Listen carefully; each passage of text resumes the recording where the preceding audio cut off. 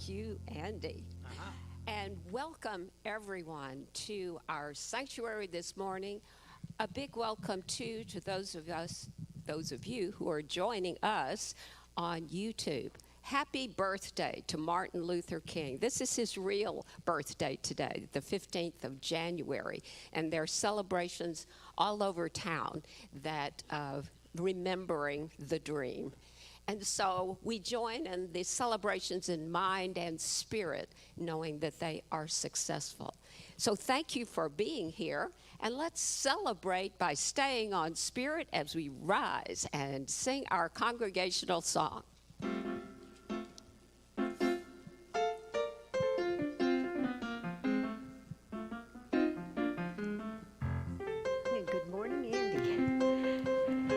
Good morning, everyone. Oh, it does work. Okay. Hey, you're already standing. We're already ready, right?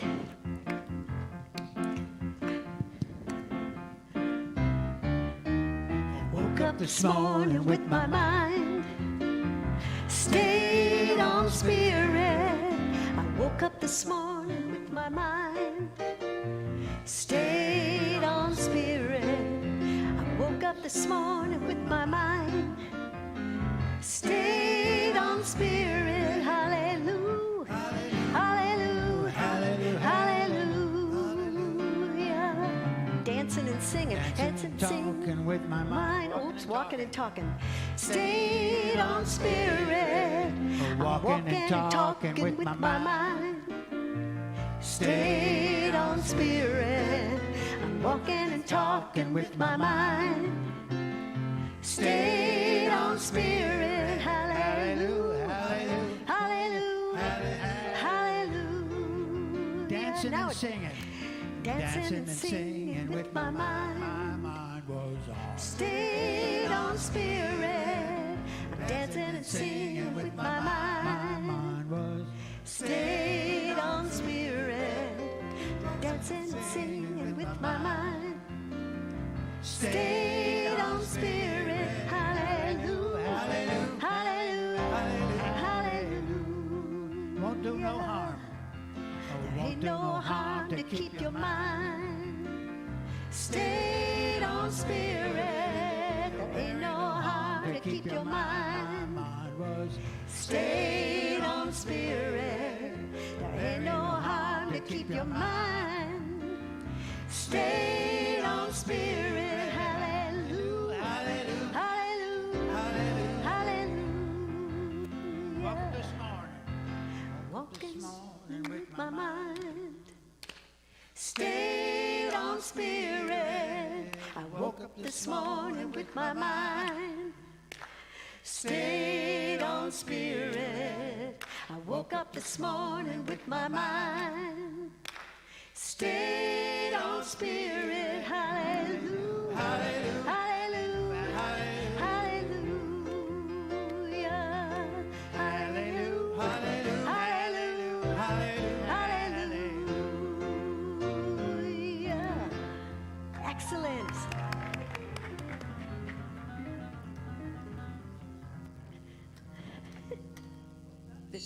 Woke up this morning, stayed on spirit. What a great way to go into our opening meditation.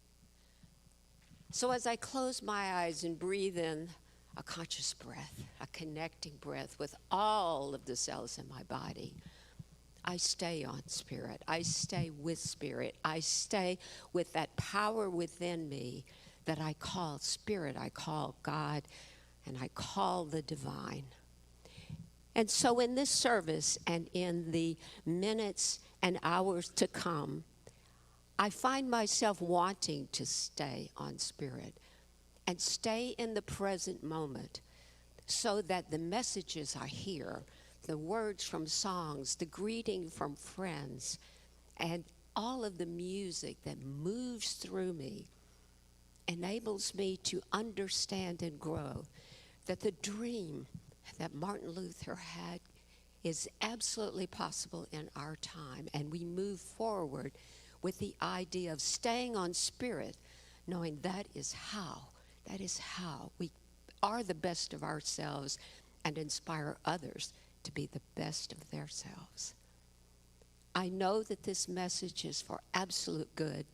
It is for the highest and best for all concerned, and I allow it to be in deep gratitude. And I say, and so it is. Thank you. Here comes Reverend Valerie with the beloved announcements. Thank you so much. Good morning, good morning, good morning. All right, a lot of wonderful things happening. I mean, it's my youngest son's birthday, so happy birthday to him, but also Martin Luther King's birthday, which makes it easier for me to remember. So the Interfaith Council is doing a beautiful recognition for Martin Luther King and recognizing all of the interfaith councils. There are flyers out in the foyer. If you would like to join, you can ask the office for a Zoom link and you can join in on that. Also, this is the last Sunday to put your intentions in. Not that you can't make an intention every single day, because you can, but if you want to write intentions and put them in this gray box over here, it's treasure. It's like treasure. So we want to have our intentions for the new year, which is always a great thing. Some of the other things going on. Today's speaker is the beautiful, fabulous Reverend Mary Morgan. Woo! It's going to be a great message, great day. Tomorrow starts the balance class with Monica Ruth, and she will be helping people strengthen and make their body more flexible, make sure that you're very good on your body awareness, which is a great thing. The class starts at 10 o'clock on Mondays for the next 4 weeks, and show up. It's going to be a great class. Also tomorrow, the Men's Spirit Group meets Monday night, January 16th at 7 p.m. So that'll be in the foyer. So if you want to join the men's group for some great conversation, some exploration of your spiritual life, it's a great time to get together with them. Tuesday, January 10th at 10 a.m., Reverend Kathy's book study, The Untethered Soul, continues, and we are having some great, great discussions. So that's live and in person, so please join us. Also, at 11 o'clock on Tuesdays, the yoga class continues. $10 for the class, bring a mat, really fun to do. My daughter keeps trying to talk me into yoga, and it's like, okay, I have a little resistance, but it's happening. It's going to happen one of these days. On Wednesday at 9:45, the Zoom class with Reverend Catherine McKinney continues. If you want a Zoom link for that class, I've heard it's a fabulous class. I haven't jumped in yet, but I've heard wonderful things, and so that may be happening this week too.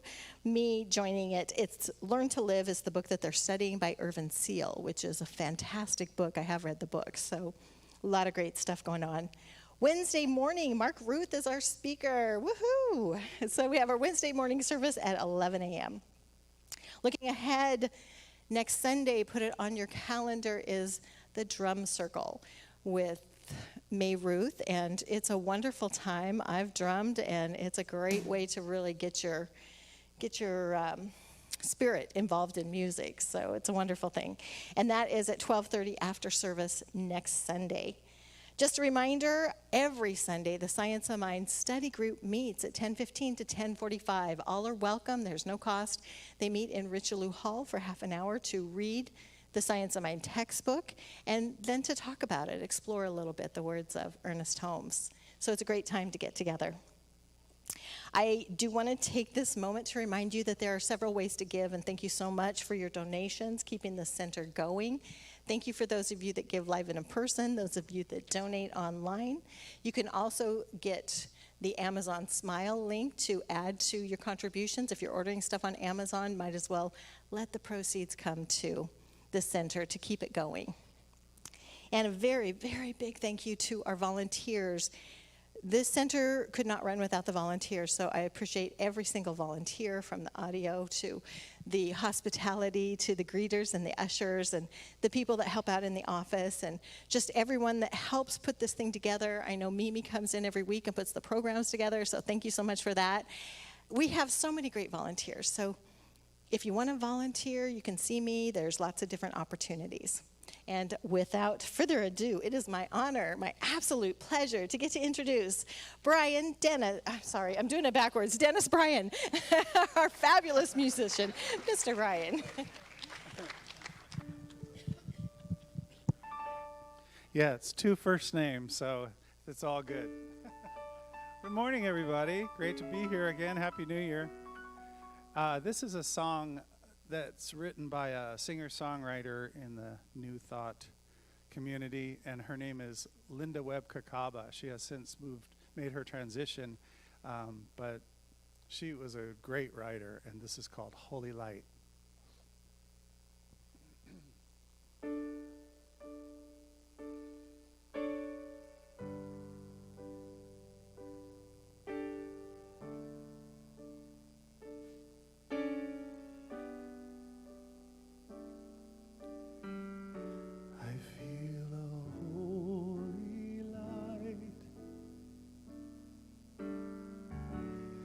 Coming from my soul,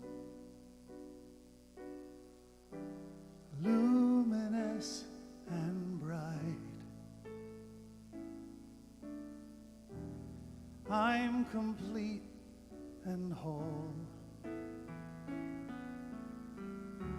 I feel a holy light coming from deep inside, in majesty and might, sacred and sanctified. I feel a holy light. It's shining in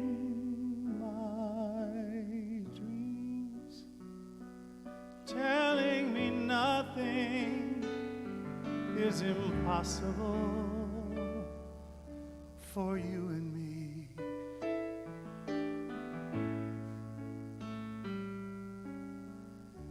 When I don't feel enough, got too much life to hold, I let my arms fall free.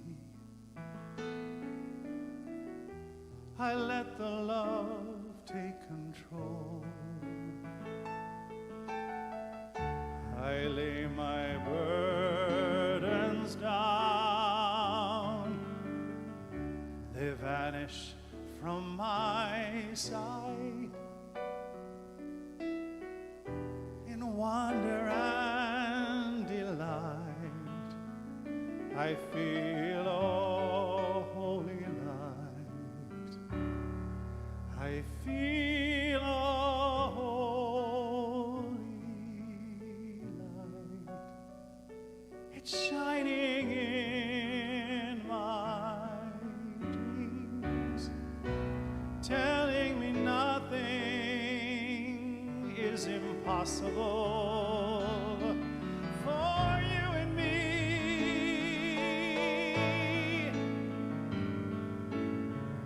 I feel a holy light. It's shining in my dreams.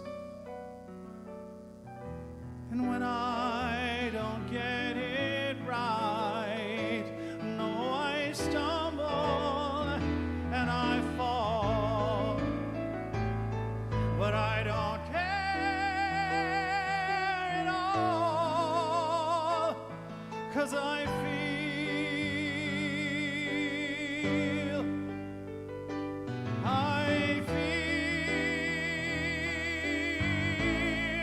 that holy light. I feel a holy light. I feel a holy light.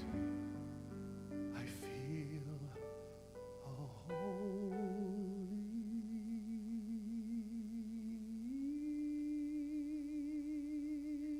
light.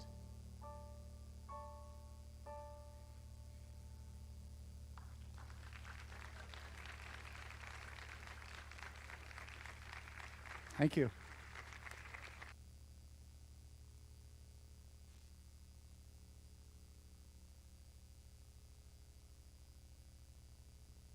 Excellent. Thank you. Thank you. Thank you.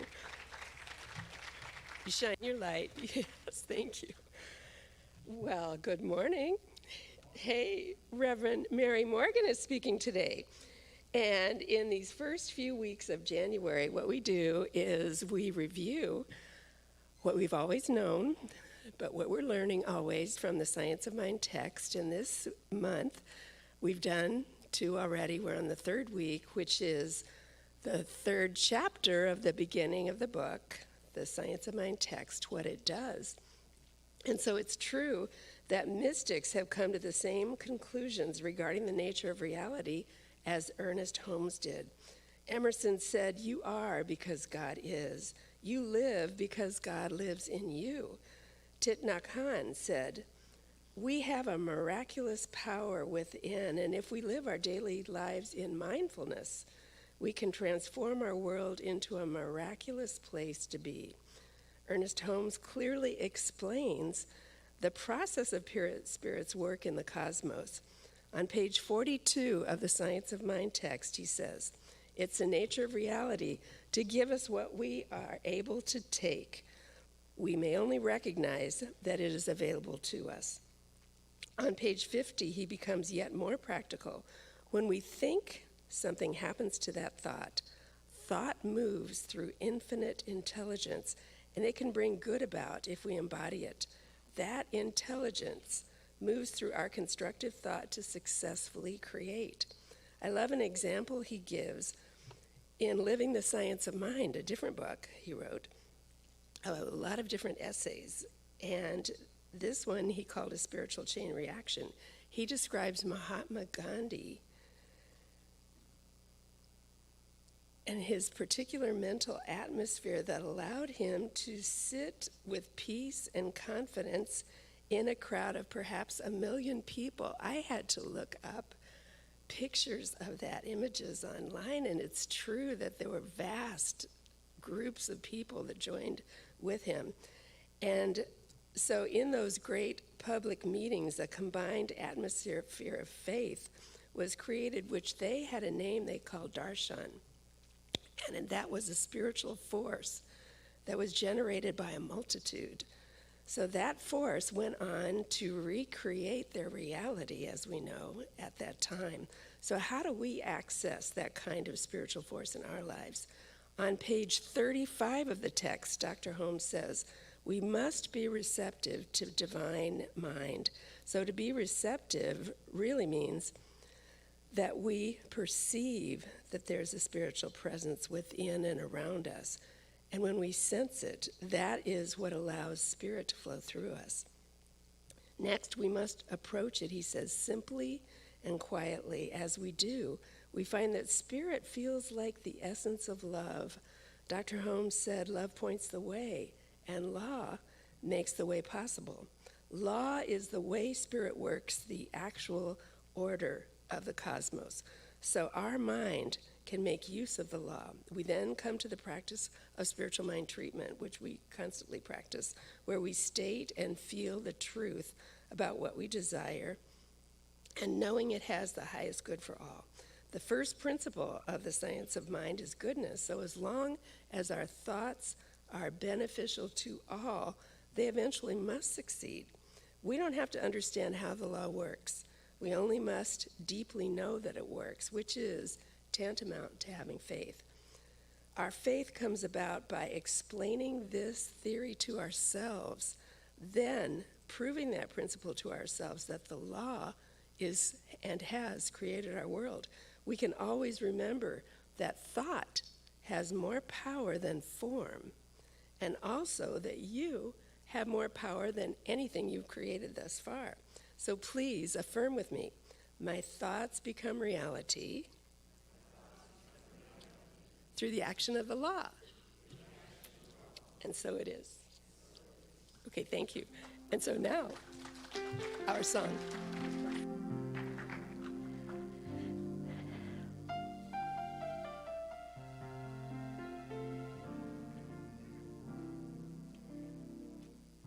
Our thoughts are prayers, and we are always praying.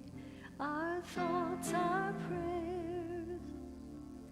Be careful what you're saying. Seek a higher consciousness, a state of peacefulness, and know that God is always there. And every thought becomes our prayer.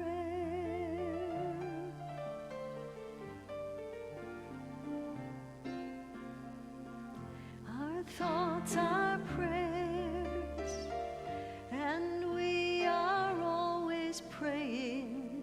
Our thoughts are prayers.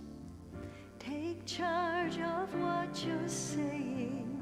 Seek a higher consciousness, a state of peacefulness, and know that God is always there. And every thought becomes our prayer.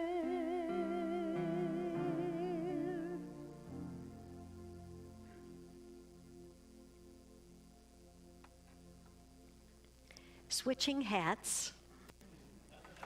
Good morning, everyone. I believe Bernice just gave my whole talk, so I'll just say, how are you doing?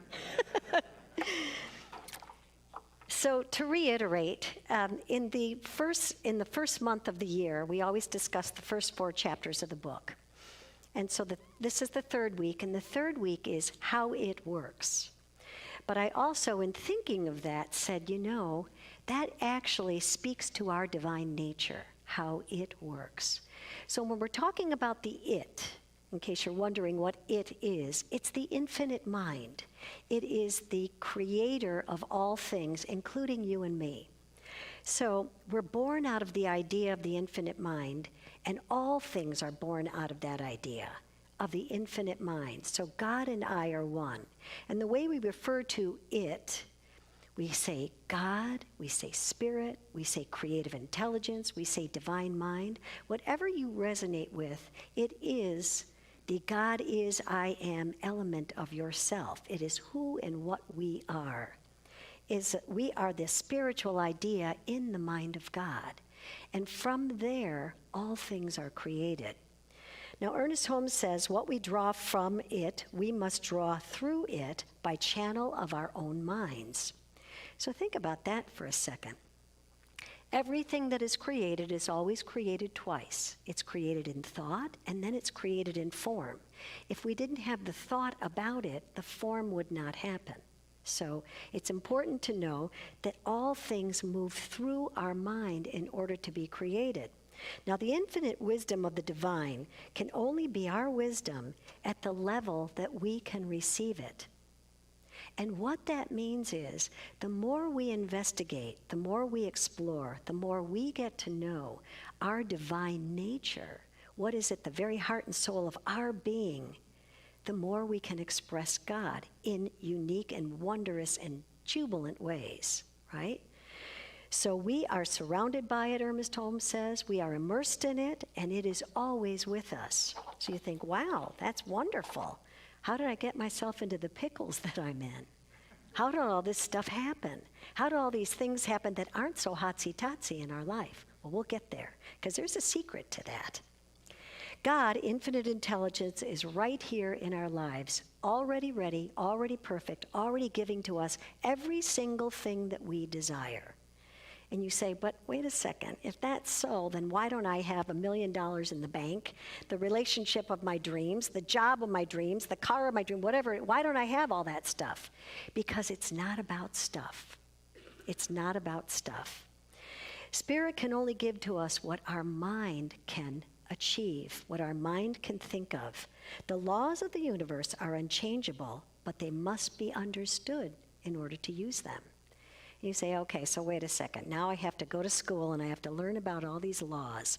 And I love the quote, the Ernest Holmes and Bernice did a great job. I'm quoting from page 43 and page 47, so I think we've covered that whole chapter.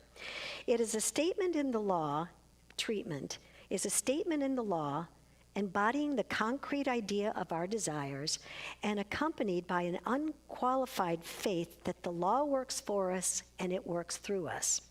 Now, in our teaching, we call prayer treatment. And why we call it treatment is because we are reconditioning our mind.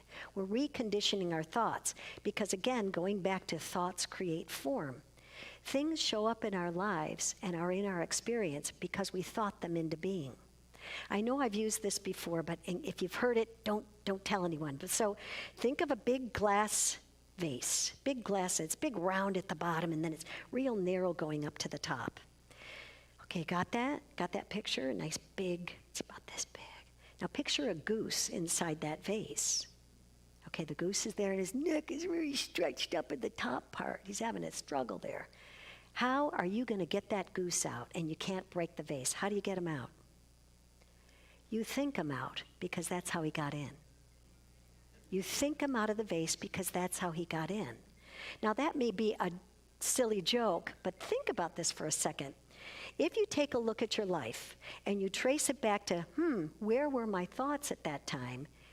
You'll have insight into how am I, if I'm a co-creator with God, how are God and I creating this? And some people get mad at God. Have you ever gotten mad at God? Some people get mad at God and they say, God, why did this happen? Well, and God's going, well, I'm sorry, but that was the order that you gave me, and I simply was following the order. Remember, love rules, and law is the way that love works. It shows the way. So the law is like electricity. There's a law of electricity, and we can use it to toast our toast or to plug in a light bulb, but we can also use it to backfire on us, can't we? If you don't follow the rules of the law, things go south. Well, it's the same with prayer. And in prayer treatment, it's a matter of you get centered about what it is that you desire. Now, love and the infinite givingness of spirit and law is the way that the results show up. You may ask yourself then, how do we create the results? How do we get what we want? It's by going within. It's by going within and dialing into that thing that we are actually already connected to. It is our very essence. It is God by means of us producing a result. But we have to know what we want, don't we? A lot of us don't know what we want. Ernest Holmes reminds us that trained thought is much more powerful than untrained thought. And you've seen that in yourself, right? The more you focus on a thought, the more you're direct about things, the more you're really compensating and understanding and getting it, right? Versus sometimes you're drifty and you're thinking and you're kind of floating all over the place. More directed thought is better. You and I are thinking intelligently when our thoughts are pure. And by pure, I don't mean holier than thou. I mean non-clouded. I mean focused. I mean understood. It means directed.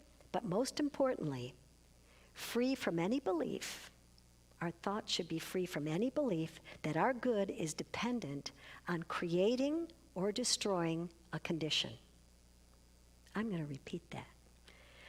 Our thoughts should be free from any belief that our good is dependent upon creating or destroying any condition.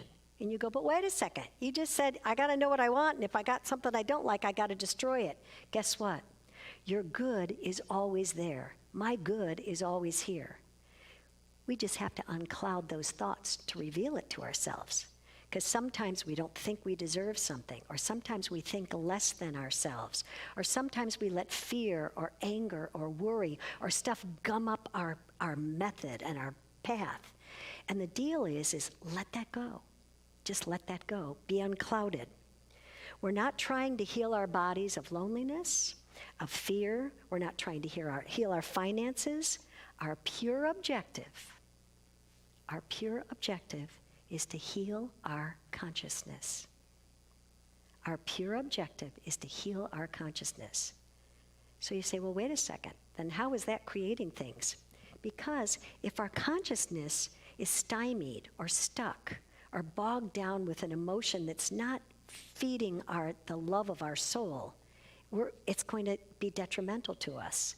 So the first thing you do is go back to square one and say, where am I? Where am I in my consciousness? Let me get centered and realize that my good is my God. My good is right where I am, right here and now. It's nothing that I have to do. I already am. And the moment that you recognize that, things shift in your life, don't they? Our pure objective is to heal our consciousness and create the kind of consciousness that will not support the adverse conditions that we've been experiencing, right? So we heal our consciousness to know that it's so powerful, it's so up there, it's so uplifted, it's so positive, it's so steeped in love and so deeply seated in this pure thought that no adverse condition could ever show up in our experience. It has to drift away. I like to listen to some old cassettes, and I found an old cassette from 1985 of Reverend Kennedy Schultz from the Atlanta Church. He was the pastor there. And his talk was entitled, it was entitled Escape from Wonderland. And I thought, Escape from Wonderland, isn't that clever? And what he meant about that was that many of us, myself included, sometimes we listen to the dictates of the shoulds and shouldn'ts of our life, and we let that determine where we're going to go. Have you ever done that? Oh, you don't want to go to that school. They don't have a good GPA. They don't have good record and all that stuff. You don't want to go there. Oh, you don't want to take that job. What are you dating that guy for? Are you going to buy a Buick? Why did you buy a Buick?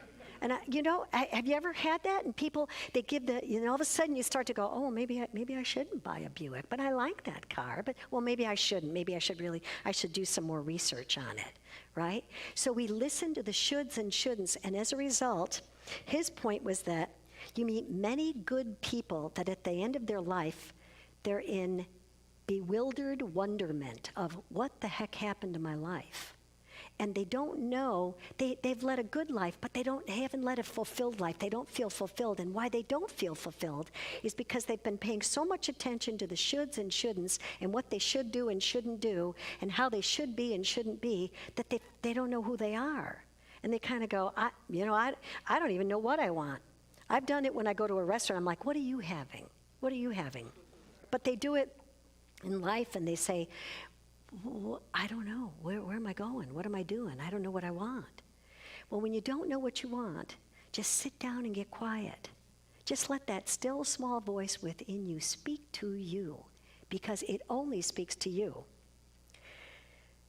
I love this saying that he said, and it can be a tough one. We don't pray to get more. We pray to know better. We don't pray to get more. We don't pray to get things. We pray to know better.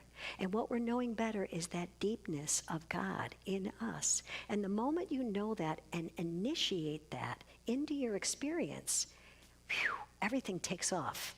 Everything takes off. We want to develop a consciousness that knows that we're always greater than the condition that we're facing. Now, I don't know about you, but some people go, oh, Reverend Mary, my life is kind of dreary right now. Nothing's working out. What am I going to do? And you go, well, you know what? Sometimes we hit a rough patch. Sometimes we do. But guess what? No matter how much you speak about your misery, it's never going to make it go away. In fact, what we speak about and what we think about expands. That's one of the principles of this teaching. What we speak about and what we think about expands. But remember, good intention when focused on with a kind heart also expands. So we want to take our mind off of what's ever bothering us. We don't want to try to figure it out. And think about this for a second. When you're saying something out loud and you're telling your story, and we all have stories. We all have stories. When you're telling your story, who's listening? Your mind. Your mind, you've got a captive audience there. And it's going, oh, really? Oh, is that your experience? Is that really what you think about your life? Oh, it's going to hell in a handbasket, you say? Okay, I'll give you hell in a handbasket. And then it shows up and you go, you know what? It's only gone from bad to worse. Well, guess why? Because that's where you directed your thought. And you go, but that's God's fault. No, it's not. No, it's not. God just said, what is your pleasure? What is your idea of yourself? What is it you want to create? And there it is. If you're in a pickle, remember that the world doesn't have to change, but you have to change. I have to change. We have to go, uh-oh, I went a little south. I got to bring myself back to center here. And that's all you have to do. It's not a big deal. Just bring yourself back to center. In the Beatitudes, there are 7 Beatitudes that Jesus spoke at the Sermon on the Mount. And one of them is, blessed are the pure of heart, for they shall see God. Did you ever read that? Blessed are the pure of heart, for they shall see God. The idea behind that is that they know that they not only have the power of God, they are the power of God. And that's why they see the power of God, because they already know in their hearts what it is. That's what this teaching invites us to do. Take a look at the God power that you were born of, that is your very essence, and put it into practice in your life. You can make anything turn around. And it's not just an intellectual understanding. You know, this is about the heart. This is about what are you feeling, not what are you thinking all the time. You know, thinking is wonderful. I use it every day, I hope. But thinking also has to be connected with your heart. You have to feel that. You have to know it deep in your bones about things. So I heard a story, I have to tell you this. I heard a story about husband and wife, and they're driving to go to a big fancy party because the husband has just been promoted to the CFO of his company. So on the way, they stop at a gas station, and his wife gets out, and she goes into the gas station, and as the husband's pumping, he realizes he's watching his wife, and she's talking to this guy, and they're cajoling, and they're laughing, and they're having a ball, and he's like, what's going on? So he doesn't say anything, and she comes back, and he sees her go, and she hugs the guy goodbye and waves and gets in the car smiling. So they drive for a couple of miles, and the husband does not say anything. And finally he goes, you know, I noticed that you were really talking to that guy in the gas station. And she goes, oh, yeah, you know what? I knew him from high school. He was my first love. Oh, it was so good to see him. He looks great. It was just so fun. And the husband's like, oh, well, feeling a little jealous, going, well, aren't you glad you married me because I'm a CFO of my company? Aren't you glad? Otherwise, if you married him, you'd be taking care of things in a gas station. She goes, oh, no, dear. If I married him, I'd be going to his dinner as a CFO. She has a divine nature and an understanding of it. She knows where her consciousness is going. And that's what we have to have, the absolute knowing. So also, this teaching reminds us that we're in charge of our life. We're the ones that are in charge of our life. So guess what? We don't need to find God. We don't need God to give us something. And we don't need God to do something for us. Did you hear that? We don't need to find God. We already found him. He's right here. We don't need God to do anything for us. Our wish is his command. We don't need him to bring anything to us. We can bring it right in through our own consciousness. But that consciousness gets developed, doesn't it? It is something that we truly focus on. Creative intelligence cannot create a career for us. Hear that? God cannot make a job show up for us. But our consciousness, when developed, when focused, when feeling intelligent, when feeling knowing, it will create and draw to us the exact career and job that we want because we've developed our consciousness. Also, our consciousness creates healing. However, creative intelligence cannot turn a disease into a non-disease. Creative intelligence cannot turn a disease into a non-disease. However, we can develop a consciousness. Remember, we're co-creators with God. We can develop a consciousness that builds on joy and exuberance and healthful thoughts and vitality and all that is great and good. So much so that the adverse condition can never show up because our thoughts are so elevated, they're so positive, they're so high on the goodness of God that it can't show up, right? So when you have that developed consciousness, only good can show up because that's where your mind is. That's your expectation, that's your whole understanding. We get what we want by becoming it. We don't pray more to get more, remember. We pray more to know better. God is the consciousness that created all things. It's not something we get, it's something that we have. Remember, we don't get what we want, we get what we are. And so the moment we become that wondrous, jubilant, joyous place that creates these divine, beautiful, wondrous experiences, then they create. A couple weeks ago, Reverend Valerie did a vision. Anybody go to the vision class? It was wonderful. And what was the purpose of that? To give us an idea, give us a target, to give us a thought of focused attention onto something. So in closing, let's think about this. I challenge every one of you here today that's facing something. Is there anybody not facing something? I don't see any hands up. I mean, we're humans. We're humans in this earth suit having a human experience, so we're all facing challenges of some sort. But I invite you and encourage you and challenge you that whatever you're facing, know that you are greater than whatever you're facing, that the condition does not dictate to you, you dictate to the condition. And sometimes we get it backwards, and sometimes we get it right. And the idea is we want to make it right. We want to come with that pure, unclouded thought and say, you tell the truth to the lie, which is the condition, and say, you have no space in my life anymore. There's nothing to do with me about this. So you let it go, because remembering that Spirit is with us, it's for us. We're not separated from it. We are inseparable from God. We are it. And it backs us 100%. So the moment you put your faith in that, everything changes.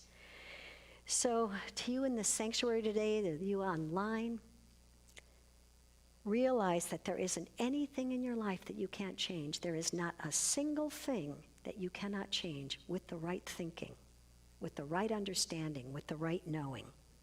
So please affirm with me right now, God and I are one. I'm a divine idea in the mind of God. Now I want you to look at your neighbor and say, you're a divine idea in the mind of God. Do you get that? With God, all things are possible. I believe it, I feel it, and I know it. And so it is. Thank you. Thank you. Thank you.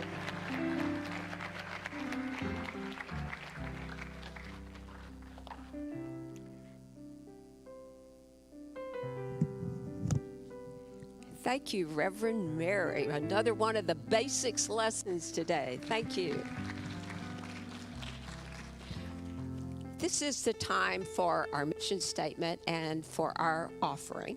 And I remind us all every week that I can that we honor your presence, we nurture your spirit, and we enrich the lives of all we serve. And I just love to read and hear and receive messages that help us to know that.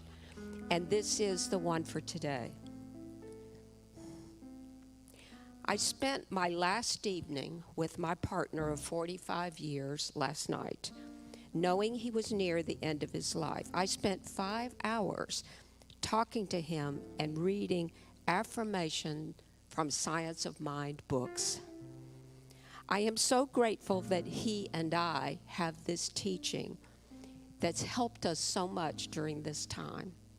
I'm grateful for the classes that taught me how to weather difficult times. Thank you. And thank you for this message. So, yes, as the ushers are coming down, we will give the offering blessing that we often do. Divine love consecrates my gift. It goes forth to heal, to bless, and to prosper all those who give and all those who receive. I rejoice in the sharing of my good, and I release my gift with love. And so it is. And now Brian Dennis, is going to come right up and give us another beautiful song.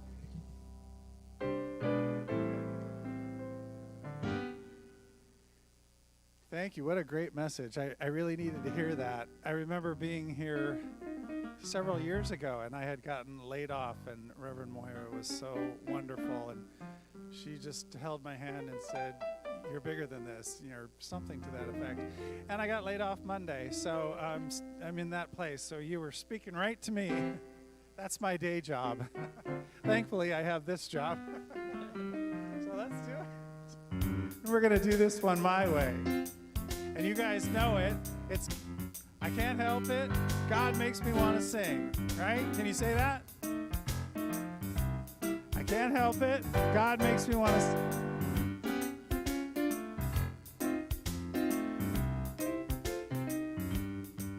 I can't help it.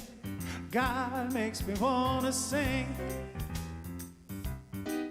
I can't help it. God makes me want to sing. Makes me feel so good I can do most anything. I can't help it. God makes me want to pray. Woo! I can't help it. God makes me want to pray.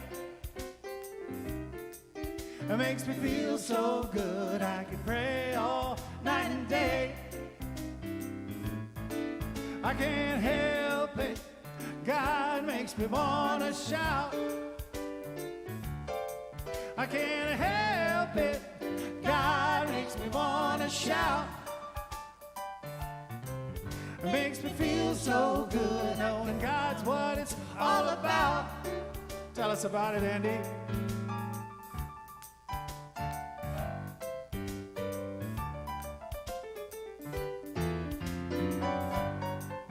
Well, help him out. Let's hear it. Put your hands together. Come on. I know you guys have more in you. So let's see. Yeah. There you go. Woo! Here we go. I can't help it. God makes me want to sing. You know it. Sing with me. I can't help it. God makes me want to sing. Makes me feel so good I can do most anything.